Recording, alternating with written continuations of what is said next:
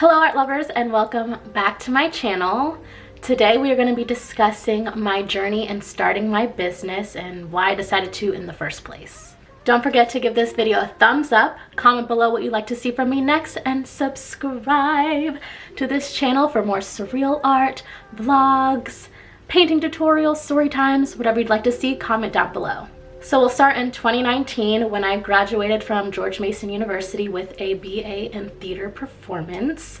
I've always been really interested in all forms of art. I've always drawn and painted growing up, but it was more of a stress reliever thing that I just kind of did whenever I wanted. I didn't really do art throughout college, visual art that is. I did like costume, construction, theater performance, film. So I've always been a very multi-passionate person. And it wasn't until after college when I was like, what am I going to do with my life? I got a theater degree. And as beautiful as my experience was, that doesn't really necessarily get you a job. But I mean, I didn't want the stereotypical 9-to-5 job. I wanted to pursue theater and film, which it was a great foundation as far as building my skill sets to go out there and audition in the real world. Post-college, I moved back home to Yorktown, Virginia. My best friend went up to New York and my other roommate went down to Georgia. So I didn't really have the funds to stay up in Arlington, and I just thought it was best for me to go back home. And I also just really wanted a break from working and just being in this hustle mentality for so long. In college, I probably had about 5 jobs. 2 of them were more predominant than the others. Other ones were kind of here and there jobs. And then I also was in shows. I had classes that I had to rehearse for outside of class. And then I also was in a professional cinematic fraternity called Delta Kappa Alpha. It is a gender inclusive fraternity. And I did films with them, costume design. So I was always dipping my toes in a million things at one time. And I was extremely burnt out and exhausted. After a few months, I decided to get a job at a bakery that I really loved, which was not a good idea. The pay was horrible. They required you to do a lot of work, and I definitely gained some weight there because, you know, the baked goods that weren't presentable, we could eat them and we could take stuff free home. So I gained a lot of weight. I became very depressed because I was like, what is my purpose? What am I doing? I decided to look for a different job. Don't know why I thought that would fix my problem. I did a retail job and that made things 10 times worse. Woo! Yeah, I became more depressed. I never really thought of it at first as depression because for me, I've always been somebody who's very anxious about the future and puts a lot of my self-worth in my productivity. So I was just like, oh, this is just like how everybody is, right? Like you're always worried about things. I did this job for about a year. They made you do like a million things every day, didn't give you enough time. I found myself hating waking up because I knew I had to go to that job. Got to the point where my supervisors were scared to approach me in the morning because I was miserable. And so I let everybody know that. I had multiple mental breakdowns on the sales floor every time my mom so happened to be in the store, so she came and hugged me and talked to me. And my parents saw how depressed my sister and I were. We both were working at the same store. At this point, I had kind of started learning about spirituality and going into my journey. I always grew up in church, but that didn't necessarily always click for me. And at this time, I did start going back to a youth group. One of the sermons that we listened to, I can't remember the guy's name. I'll post it right here. He was talking about to ask God, like, who do you want to be, not what do you want to do, which I thought was a very interesting question. So one day, I was very sad and I was crying in my room because I was just like, what do I do? I'm so used to being like, we grew up in basically an institutionalized system of like, you have to be here at this time, you need to complete all these tasks, and now you don't have that post-college. You have to build that for yourself, so it can be a bit overwhelming. One day I just like got on my knees, I was like praying to God, praying to the universe. It's like, please show me who you want me to be because I have no idea. I get emotional over it. And yeah, so I think about a month later, I was scrolling through Instagram and I found this artist named Sincerely Art. She is a surrealist Latina artist, self-taught. She built her own business from scratch, from starting to sell stickers. And now she's doing really amazing and selling all these different types of products, which you should definitely check her out. I'll put her right here. Art has always been therapy for me, and I didn't intend it to become a business necessarily from the jump. It was more of like, oh, let me start making paintings. And then I was like, wait, I mean, I guess I could turn this into a business. I'm already doing the paintings, might as well turn them into art prints. In this time frame, COVID came about. Work was just absolutely horrible. The atmosphere was very draining. I did not get along with my supervisors because I have a very big problem with having people who are in positions above me and don't know what's going on, and they're getting paid more than me. I cannot stand it. One day, my supervisor that I butt heads with every day, and I tell you every day, she asked me in the back room, so what are your plans for the future? And I was like, whoa, that's a loaded question. I was like, what do you mean? Like, in this store or in my life? And she was like, well, I mean here in this store, but I mean, I guess your life. And I just started laughing because I was like, this lady really thinks I'm trying to stay in this job and like move up? No. Do you see? I was like, do you see the way I come in every day? I do not want to be here. But it felt like I had this underlying guilt because COVID had started. People were losing their jobs. I was like, at least I have a job. And so I was kind of keeping myself stuck there because of that. And I was like, I feel like I'm being selfish by feeling like I want to quit. When she asked me what I wanted to do with my life, my answer was start my own art business and continue pursuing my acting career. And then we walked up to my other supervisor, who also is scared to approach me, and this is a grown man. She was like, oh my gosh, I just asked Arianna like what she wants to do in this job moving on up, and he literally started laughing with me because the man knew I was gonna be out of there soon. When they start trying to have me as cashier, baby, I was like, I'm done. Put in my 2 weeks. Didn't know what I was gonna do. My sister also put in her 2 weeks because she was going through it in that position. I won't speak for her. My parents knew how depressed we had gotten, and they were all for us quitting and trying to figure out something else, which is something I'm so grateful for. My parents always give us time, which I think is really important in developing and growing into adulthood. It's just giving yourself time to figure out what the hell you're gonna do and what you want.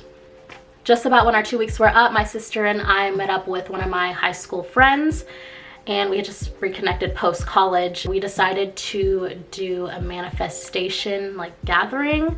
This is when I started dipping into more spirituality and just seeing a whole bunch of synchronicities that told me like I needed to move on with my life and start something new. And it was so crazy because I wrote like I really want to travel more, and I've done a bit of traveling like throughout my childhood and stuff, but I just really wanted to go in on just going wherever around the United States because, you know, COVID. It was crazy because after I got home from her house, my mom was like, you know, your uncle just texted me, and I was like, okay, what?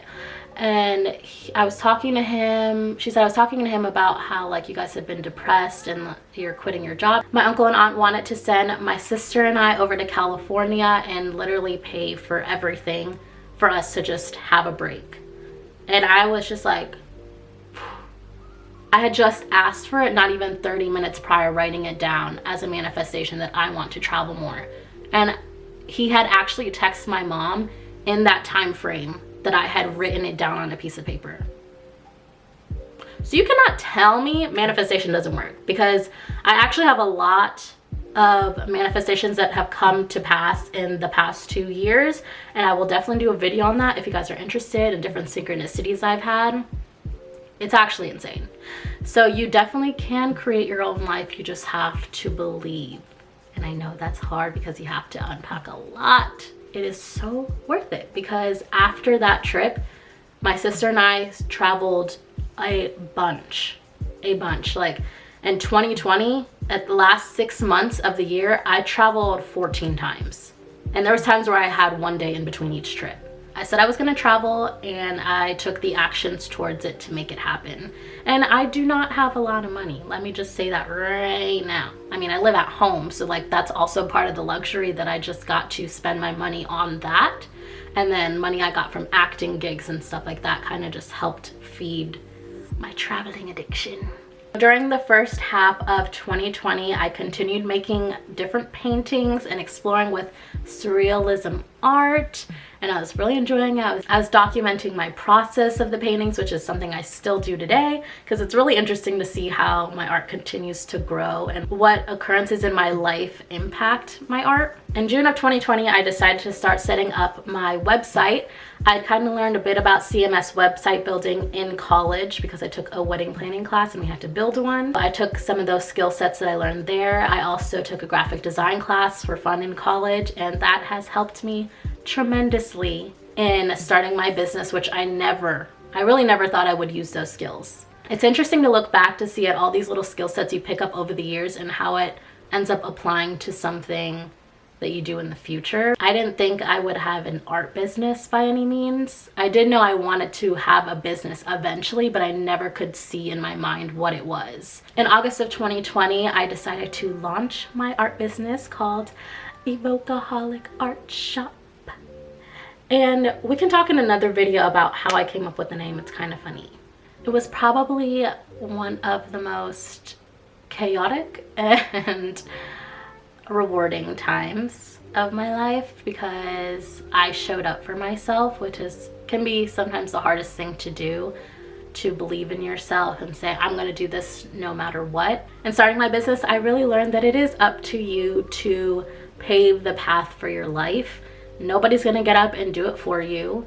Unfortunately, that would be a lot easier, wouldn't it? But it wouldn't be as rewarding. So when it came to the day of my launch, my best friend was in my room with me. It was just me and her, and I was shaking in my boots, and I hit launch and I started crying immediately because it was just at least 9 to 10 months of work finally coming to this moment of like, wow, I really put in this work all this time and I got here.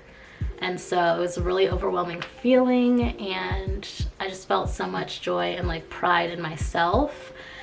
So I highly recommend if you are wanting to start a business, okay, just do it, baby. One step at a time, you've got it. In starting my business, probably the hardest part has been showing up every day after launching, because you're like, oh my gosh, I'm so excited to launch my shop. Like, so many people are going to support me, which is not always the case. Especially, I mean, I definitely had friends and family like purchase some of my art, but it wasn't, I had this delusional, I guess, approach to how you start a business because I didn't know any of the business side of it. I just knew the art side. As time is going on and like you're not getting as much support as you thought you would, imposter syndrome definitely starts to set in, which is something I struggled with for most of 2020 into 2021.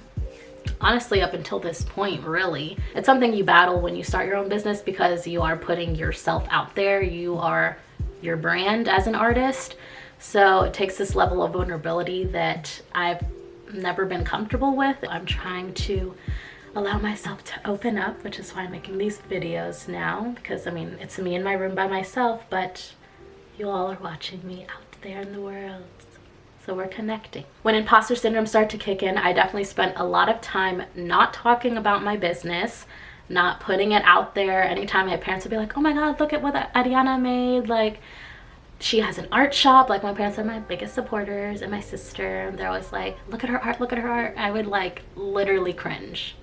I would like, please stop telling people. Like, it makes me so uncomfortable.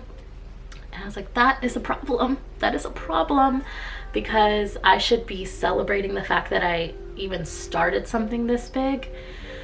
But when you're not seeing those super fast results of, you know, making so much money that I thought I was gonna make from the jump, it's like extremely discouraging. Or when people are not really liking your post, like supporting you on your social media accounts and stuff like that, it can be very discouraging because it feels like you're just shouting into the void and it's just you there. You're like, notice me. Also during this time, you know, life is happening. I'm a young adult going through different friendship groups, I was partying, doing all sorts of crazy things, and that definitely impacted how I felt about myself and my confidence levels. Definitely surround yourself with people who always build you up and are trying to get to that next level with you. Grow upwards. For the year 2020, my affirmation is, this is the year of jaw-dropping miracles. And I believe it wholeheartedly because I deserve it. So I've been really working on affirmations, building self-love in my spiritual journey, which I think has really impacted my confidence levels in my business. One of the greatest lessons I've learned is allowing myself to be seen and heard in every phase of the process in starting my business. It takes a lot of vulnerability and a lot of opening up, but I think it's important to see that not every aspect of owning a business or just being a human being in society is perfect. Even though I have this perfectionist ideology that I'm trying to break down because it's not healthy. When you're true to yourself and allow yourself to be seen and heard, it'll come through in your artwork or whatever you're selling, and you'll be able to connect with people on a much deeper level, which is very beautiful. The quote that I think best highlights what I want to accomplish with my business is, be the reason someone feels welcomed, seen, heard, supported, and loved. That's what brings me here to you guys, starting up my YouTube channel again. I hope you guys enjoyed this story time and you like this video. Comment below what else you'd like to see from me. If you'd like to see the video on my synchronicities up to this point, which showed me that I'm on the right path, let a girl know. I hope you all enjoyed this video and learned a little bit about me and my journey in starting my business. I hope this inspires anybody out there who is wanting to start their business. If you're looking for any tips, any painting tutorials, surreal art, this is the place to be, baby. And subscribe to this channel. Peace.